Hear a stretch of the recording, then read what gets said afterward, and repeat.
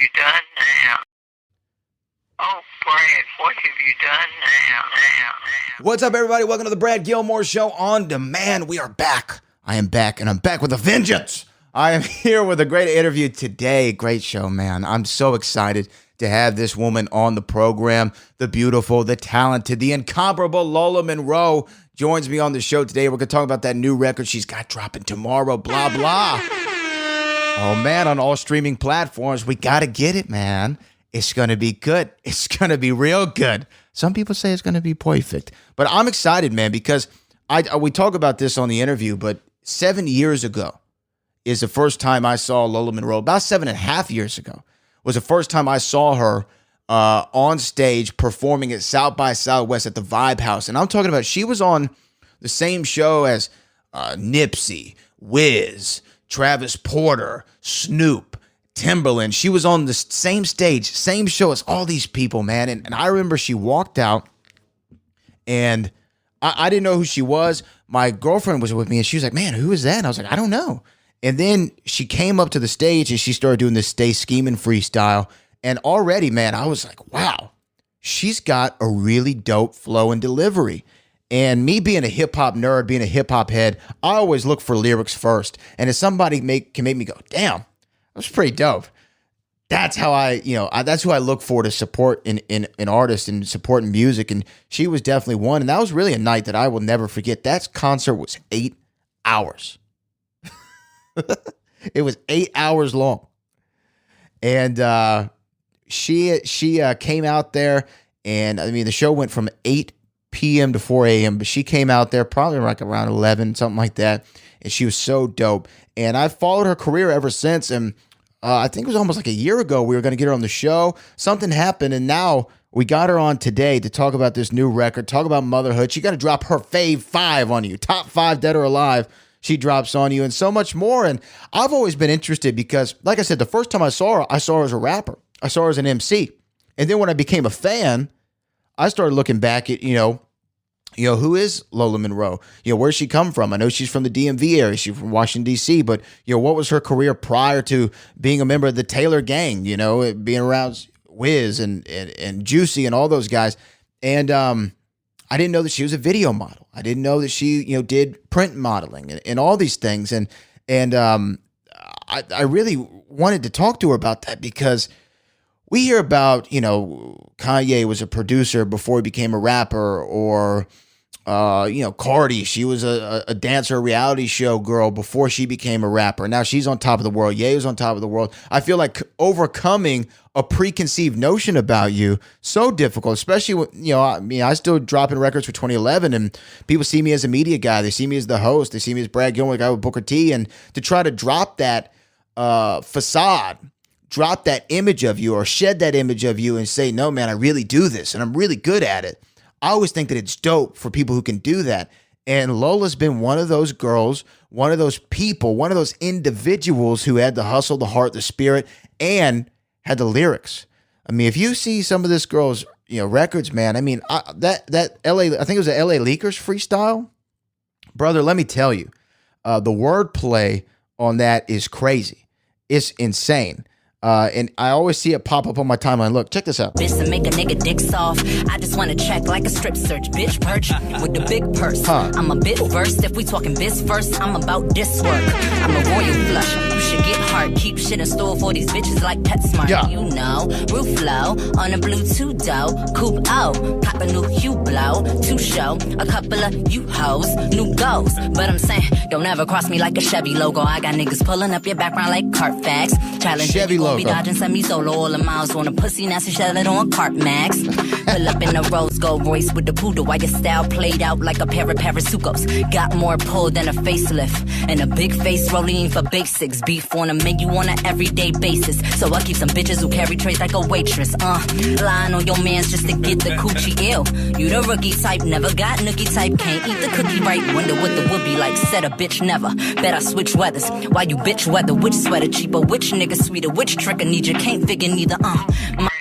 You the type of bitch to make a nigga. I'm telling you, man. I'm telling you. She came through with that. So when I heard those lyrics, I knew, hey, this is somebody this is somebody we need to keep our eye on. This is somebody I need to support. This is somebody I need to show love to. And Lola Monroe, she's going to join us on the Brad Gilmore Show on demand. She's going to do it right now. And she joins me on the line right now, the incomparable Lola Monroe. Lola, how are you?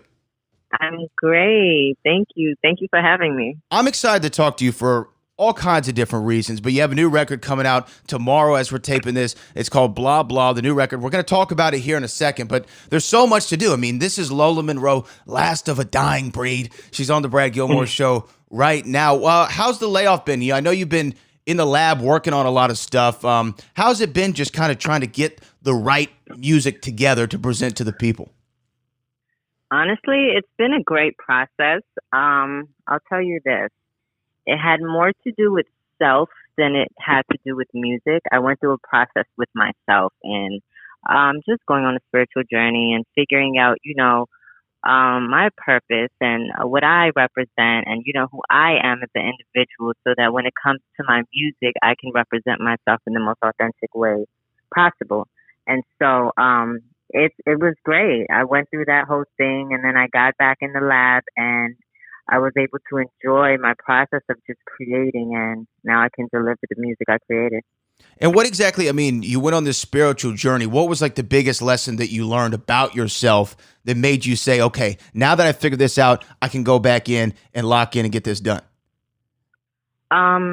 Quiet the noise. Quiet the noise, and you will be able to hear yourself more and get the answers that you're looking for from within versus out in the rest of the world. Okay, I feel that. Now, you've had a really interesting career. You didn't start off as an MC, but was that always the passion? Was that always the end goal? Because when you came in, you were doing a lot of videos, doing a lot of modeling. Was the end goal to always be an MC, or was this a passion that you found later? It's always been a passion for me. It's always been an outlet for me. It was never a career thing for me, though, in the beginning. It was just a way for me to express myself and release the emotions that, I was going through as a child, from, traumas to young love. I would use music as an escape, just writing music and releasing in that kind of way. But being an artist and getting in the entertainment world wasn't a realistic thing for me, coming from where I come from, because we didn't have those examples set before us in DC. And so it wasn't until I got into the music industry, into the industry as a whole through modeling, that it became realistic for me. And it was like, okay, I can actually pursue my passion. I can actually do this. So music has always been a part of my journey and my process, but it wasn't until later on that it became realistic for me to pursue it as a career. Now, I know you come from Washington, D.C. That's where you grew up. Were you born and raised there? No, I was born in Africa. I was born in Ethiopia, and I came here when I was almost 1 year old, and I grew up in D.C. Okay, I know, man. Eritrea, Ethiopia, man. There's some women. I dated one, man. There's some women out there. That's all I'm saying. But anyway, you grow up in D.C. D.C. though, when you think about it, everyone thinks about the White House and the president. That's where the president lives. But it's kind of it's a rough area, right? It's rough. It's rough, like 1 mile down from the White House. You know what I mean? It gets that close, so it's not really publicized. They try to paint D.C. as this version as it's just political, the White House, the president, when there's like a whole other side that's like right down the street. And so, it's definitely two different sides to it. How does that shape you though? Like as a human being, and also, you're growing up in DC, you see this almost whole different world, this political world, like wealth, power, influence. Did you ever look at some of those structures and some of the people who are, in Washington, D.C., the politicians, and say, man, look at what they have. And then, like you said, a mile down the road, this is where we're at. Was that almost some sort of like weird motivation to want that, money, power, respect, influence? Honestly, no. It wasn't. I couldn't relate. I couldn't relate to that aspect of things. It gets so deep when you get onto the other side of things. And I was on my own since I've 15 years old. That's when I became on my own. And so I had a lot of other things consuming me. Whereas I didn't really tap into that. I really didn't see the political side or see the White House and was able to even be motivated by that. My motivation came from just wanting to make it out of the struggle, just focusing on that in survival mode. That wasn't realistic to me. Like the political side of things did not seem, it was so much of a difference from where I grew up that wasn't something I could relate to or I could be inspired by. You know what I mean? It wasn't until later on as I got older, I started to tap into those things. But I don't know. I still don't tap in too much into politics that much, No, I feel you. I just, I'm wondering, just seeing all of that, like, man, like it's right there. The power influence is right there. So when was the decision then? You say you're on your own when you're 15. When was the decision? Yeah. When did you say, man, I'm going to go into the entertainment world? I mean, when did you think I'm going to be a model and start that kind of career path? When I was 19, I met a photographer and he was like, "You're dope. Let's do a shoot." And so he did my first images. He submitted it to, he had like different connects in New York, and he submitted it to different publications.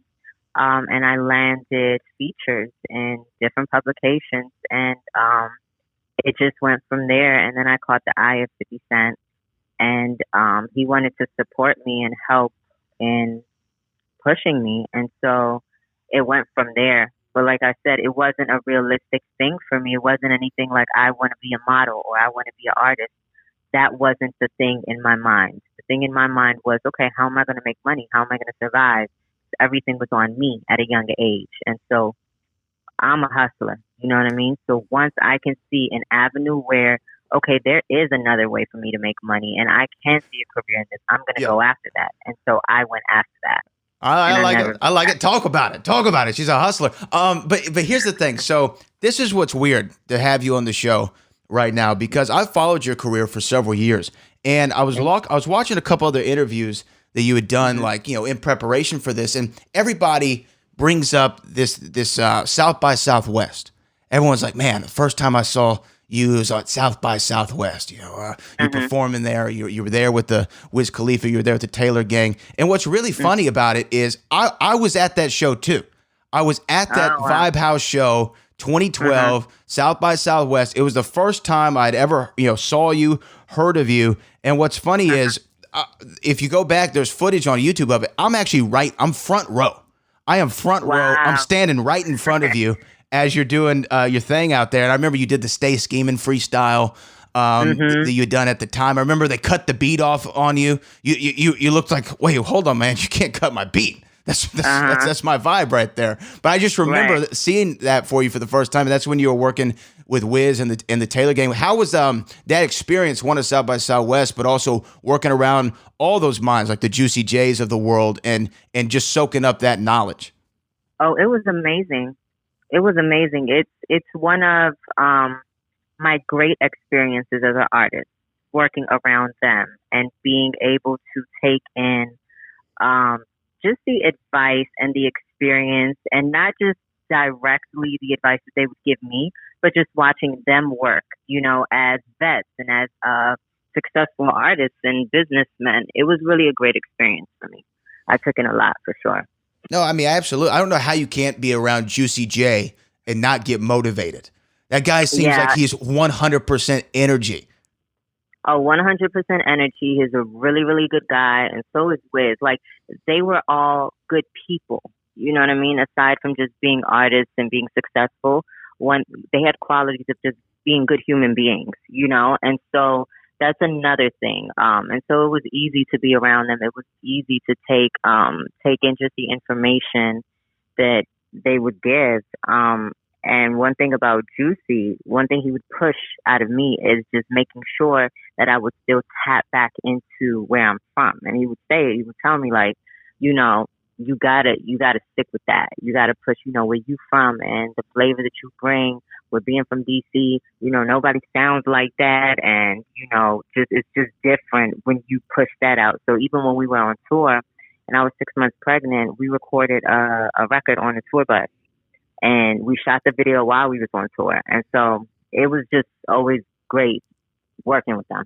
I mean, I can imagine, but also to tap into where you're from. And then I wanted to ask, so when you were modeling, I remember you're in a couple videos, you're in the Kanye Good Life video, you tapped in with 50 Cent. When did you start the writing? When did you start saying, okay, look, let me see, I'm around these guys, I'm around the elite. I mean, Kanye West, 50 Cent, especially at that time, that's the Graduation Curtis era. That's like top of the game. They were at the top of the game. You're around these guys. When did you say, okay, you know what? Let me start putting pen to the sheets and let me see if I got an ability for this. Well, first of all, I knew I had the ability. Right. I knew I could do it. For me, it was just all about strategic timing and strategic planning.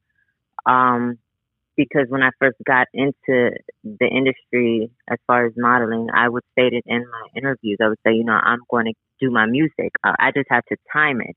I think it's important to focus on one thing at a time and not try to do a bunch of shit.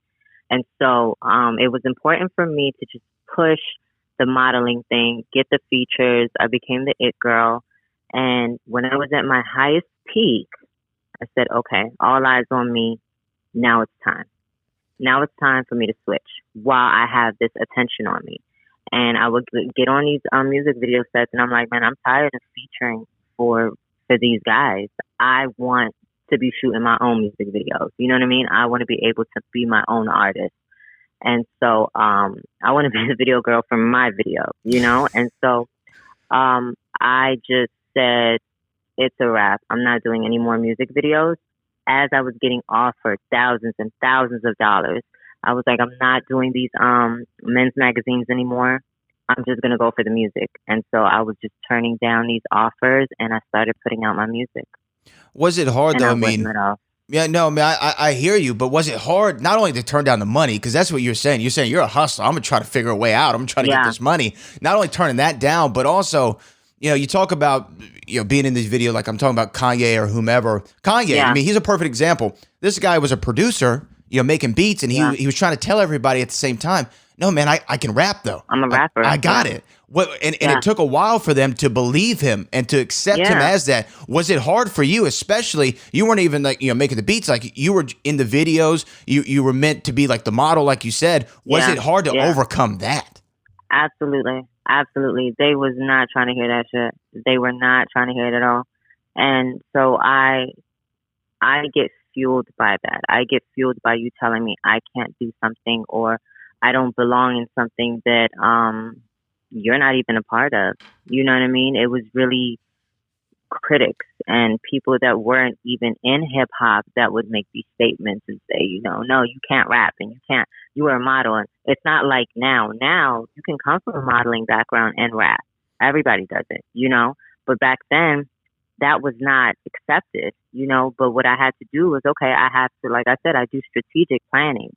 Everything I do for a reason. And so I had to change the way I dressed a little bit and the way I shot my images. And like I said, I could not keep on taking those modeling gigs while trying to pursue music, because to me, it wasn't just about putting out music. It was about getting respected as a lyricist and a hip hop artist, not just a rapper, because lyrics matter to me, and I put in a lot of work to study the craft and really get good at my pen. And I wasn't really that fucking awesome in the beginning. You know what I mean? But I was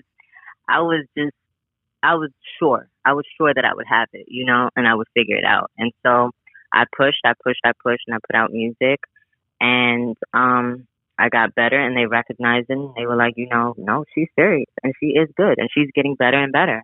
And when I got my BET nomination against Nicki Minaj, which was she was the hottest at the time, that's when I was like, I got it. I got my respect. I did it. I broke down that wall, Yeah, but you had to work at it, and you had to prove it with the lyrics. I mean, here's the thing. I had to prove it. A lot of people, I mean, they sometimes there's a preconceived notion about a female hip hop artist and the content that she covers and how she presents herself, all those things. I mean, you go back to Lil' Kim, and even though everybody could bring it, there's still that perception about, oh, she's only talking about this. But that was the thing about you that was so dope, is you weren't talking about all that. I mean, there'd be little sprinkles of it in there, but you weren't talking about all that. You were. I feel like you were focused on, let me show this wordplay that I have, because some of your rhyme patterns and rhyme schemes are so intricate, and you go on for bars at a time with the same rhyme. I mean, how did you develop that style? I studied Los. I studied him. Right. And he's a good person to study. A lot. Yeah, great person to study. Lucky me, right? He taught me the science in writing, and the bridges and the metaphors and how to think of the best way I can say certain things, and like patterns and flows, and and so I was able to have someone that can basically mentor me and I can learn from. And it was very exciting for me because it's my passion, and I was able to get better at it, on my own, like as far as like just working and working and working. And I was able to instantly just put out the music and show how my pen is getting better, And as far as like the topics that I would talk about, I would choose the things that were around me. And, my music is based on real life. My music is motivated by real life. And so that's what I chose to put in my music. And it's always great to have somebody, though, to be working with, especially someone like Lo, someone who you're real close to, you're seeing on a daily basis, but who's also at that time, especially when you're starting out, that much better than you. It must push you to be like, man, I got to get to that level. Oh, very much so. Yeah, and I'm sure there's been a couple times where you are in the lab or something, he lays a verse down and then you got yours and you're like, you know what, this is the one now. I got him. I caught up to him. Have you had that moment? Yeah, but it wasn't me that said it. It was the fans. It was the fans, because I would always feel like, okay, I got to push. It would be extra, like an extra. I don't want to say pressure, because I feel like that puts a negative connotation on it. But it would be like this really like so much like battery in my back. It would be a battery in my back to really go for it, because if I'm about to be on the track with him, I got to step my game up crazy, And so it would be that motivation. No, yeah, I feel that. And to come with the lyrics, to come with the new music, and I want to talk about that in just a second. You got a new record dropping tomorrow, blah, blah. We're going to talk about that and the motivation behind the song and why it was the right choice. But when you talk about, working around these people, working around Los, who is Lola Monroe? Who's your top 5? I got to know, who's your top 5? Oh, wow. It's a hard question. Everybody asks it, but I got to know, what's your top 5? Because just the way that you rhyme, I know that you got a respect for lyrics. So that's what I want to hear where you come from. Okay. My top 5, number 1 is definitely Los. Jay, Biggie, Pac, Lauryn Hill. That's not bad. That's a pretty solid top 5. Is Jay the greatest ever? Like, just overall, do we have to have him in like the Jordan conversation? Absolutely, without a doubt. Why is that? What makes him the best? For me, he has been one of my biggest inspirations coming up, because he is a representation to me how you can actually you can make nothing into something and become so influential and change people's lives just by being you. Just by being you. And that's what he did. He took his life and he really created some shit with all the odds against him. And what he has created survived decades, and he's still that top guy. The moves that he makes as a businessman, as an artist, it's just like he hit so many aspects, and he created millionaires. He changed people's lives, and I feel like, I don't know, it's just he has so many layers to him, and he's inspired me since, like, just before I even put out music, just as a guy that came from the hood and really made it through to this day. Well, I mean, and you were talking about, you needed that. You're a hustler, And there's nobody better. I mean, I have a picture right now. I'm looking at a picture of Jay in my office because he's my motivator too. I mean, Yeah. Jay-Z is my number one for all time, and I just don't think anybody beats him. But let's talk about the new music though. Blah Blah. It comes out tomorrow, all streaming platforms. Why was this the record? I heard a little snippet of it. It's got a cool beat to it, but why was this the song that you said, okay, look, I'm coming back out with this. This is the one I need people to hear right now? I'll say this. It was one of my favorite records that I recorded. I love the beat. And what it's talking about, it's like blah, blah. I don't want to hear it. Like, I'm focused on my grind. I'm focused on my hustle right now. And like, if you want unless you got something to say, like something that's substantial, that holds some weight, all I hear is blah, blah. Because I'm focused right now. And I'm sure social media's got to be a killer for you sometimes. Right. I mean, the people on social, I know I get it. Everybody gets it. Is that kind of what it's about too? Trying just to block out all the naysayers, a lot of the negativity on there? Absolutely. Absolutely. I'll say this. I've gotten a lot more positive comments and love from social media, especially coming back out. The support is really there, and I'm very appreciative of it. I feel like, of course, when I get to my next level, it's going to be, next level of haters. But right now, as far as social media, I get a lot of positivity and push, and them saying, we've been waiting. Come on, let's go. It's your time.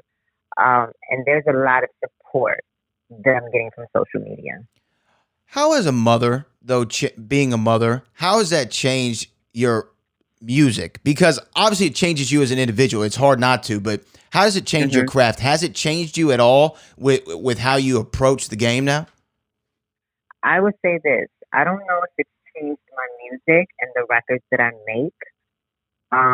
Maybe because I got a little boy. And so, so it's like, it's different when you got a little boy.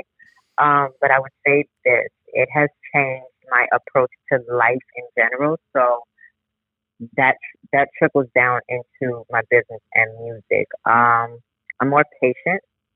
I move at my own pace, and I don't. The things that used to be important to me are not as important to me right now. I think more in longevity terms versus just instant gratification, or just like, what's going to happen today. And, I hope they feel like this. It's more so like I'm very confident. Being a mom made me appreciate the things that mattered the most, and everything else is just a bunch of noise. And so I move that way, and I feel like that trickles down into my business and my music and, the way I go about things with that. I could feel that. I know that it maybe not right now, but I feel like at some level it might, maybe the little man one day just gives you some inspiration. You got one of these hit records just from something that he did, something silly that he did. I just always like to know how that changes somebody. In that way? Yeah. Yeah, like my son loves to rap. So if I'm in the room writing, he'll come and he'll hear the beat and he'll be like, Ma, do you want me to help you? So it's records that I'm going to have to get him some percentage off of. Yeah, we got to get his BMI and ASCAP together, man. He's got to get his bread. He wrote, do you know that he wrote a hook for Designer? No. Well, okay, give me the story there. How did that happen? So his second cousin created a beat for Designer, and Bricks came up with this hook, and he was like, Lambo. I forgot how the hook went. And Designer heard it, and he took it, and that was the hook that my son created. God, man. See, he's got it in him. He's got it in him already. He loves music.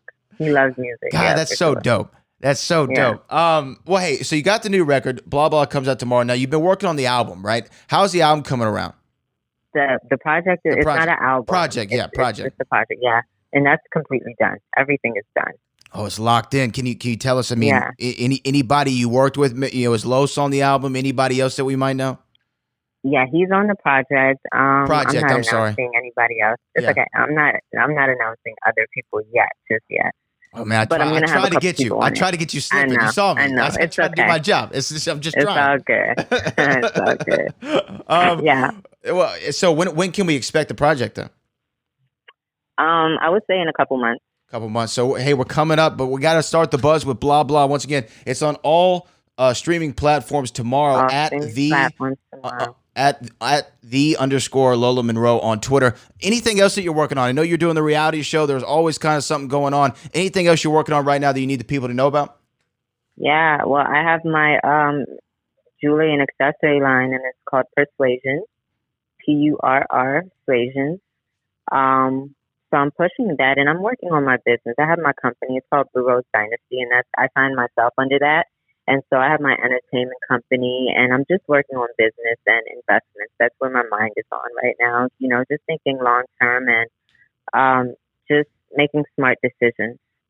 You gotta stay hungry. You gotta stay hungry. Well, Lola, thank you so much for joining me on the show. It's a pleasure. Like I said, I've been following your career now for 7 years since I saw you at that show, and I'm always gonna have your back. I'm always gonna be supporting, and I need everybody else to support. I always keep supporting me. I do, and I appreciate that. I always appreciate the love and support. It holds weight.